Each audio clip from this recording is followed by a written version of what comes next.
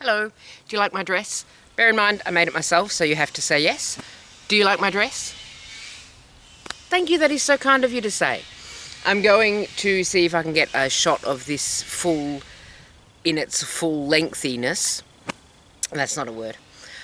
Please remember that I don't own any shoes that go with dresses. I have runners and some boots, but it's too warm for boots today. So this is the dress in all of its dressiness.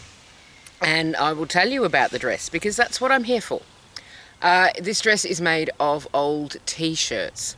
So it's all sewn up, obviously, because that's how you make clothes. I don't know.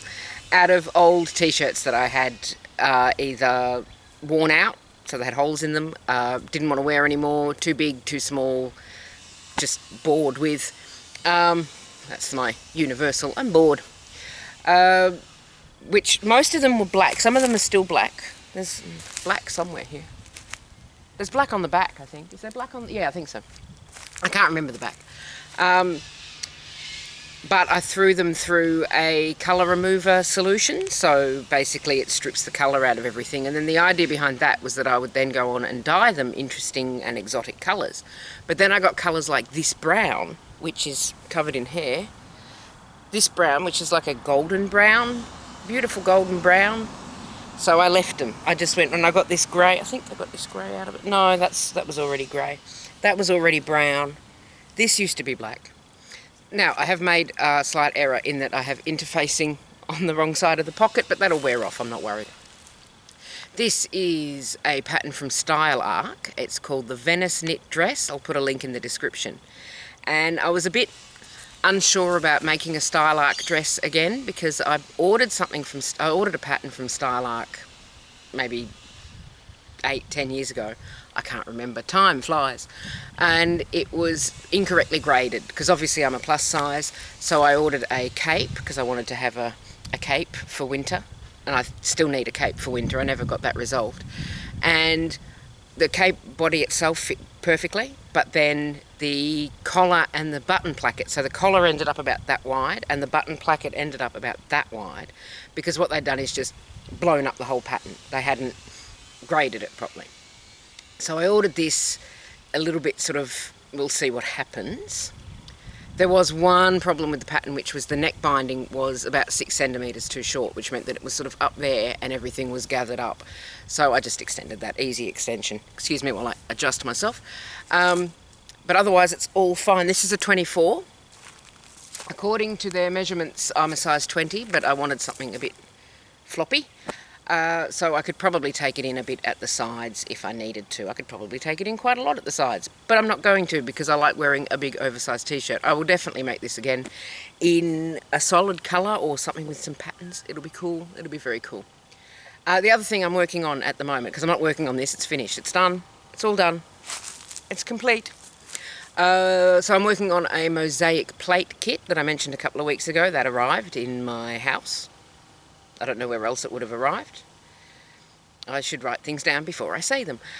So we'll go and have a look at where I'm up to with that. I spent about 5 hours on that yesterday, so let's go and have a look at that. I mentioned a couple of weeks ago, look how shiny, that I had a mosaic bowl kit coming, and it has obviously arrived because here I am making it go shiny for you. You're welcome. I'm at the gluing on stage. I know I shouldn't have done that when I hadn't glued on, but to be fair, all of this has just gone to chaos anyway. So I did have it laid out. It's not worked. I'm just sticking tiles where they fit, really. Oh, I should have become a teacher. So yes, this is what I'm up to. That's standing up. Anyway, I'm doing battle with my little glue bottle. I'm picking out shiny bits of glass to stick down, and I've got a wandering camera situation. And so, yeah, and then once I've done that, I can grout it all. I've got the instructions even. Look, I've even read the instructions. And yes, this is what's been keeping me occupied. So far it's taken me about 5 hours, but most of that has been battling with the glue bottle. The glue bottle. All right, we're going back outside. And look, magically my cross-stitch bag has appeared in my hands. There was no editing. Where are we with the cross-stitch then? She has got legs. Sort of. She's sort of got legs. It's gone a bit Halloween-y here because I haven't filled that in. But you know, we're getting there. And this was just to find out if I had enough fabric at the bottom, because paranoid. But I do have enough fabric. I've got a lot of dog hair on this. So this is what it looked like last week. And here's how we're looking now. And it's getting to the point where it's not fitting in this panel, so I'll have to start taking it out of the frame to show you. But we are coming along. And just to remind you, if you haven't seen any of my earlier videos, I'm not offended, but I think I have. I think I brought with me, possibly, maybe, what it actually is. Yes, here we go. So this is the actual full design there. And that's what it will end up looking like, in theory, except for the bits where I've fudged it and made it up. So, the bits where I've gone, oh, I made a mistake there, we'll work with it. So, that's what we've got for this week, and we are all done and dusted. So I'll see you next week. Next week I should be back on the loom, which is a bit exciting. I'm very excited about that. I've picked out my yarn. So in the meantime, you have a lovely week, and I will see you soon.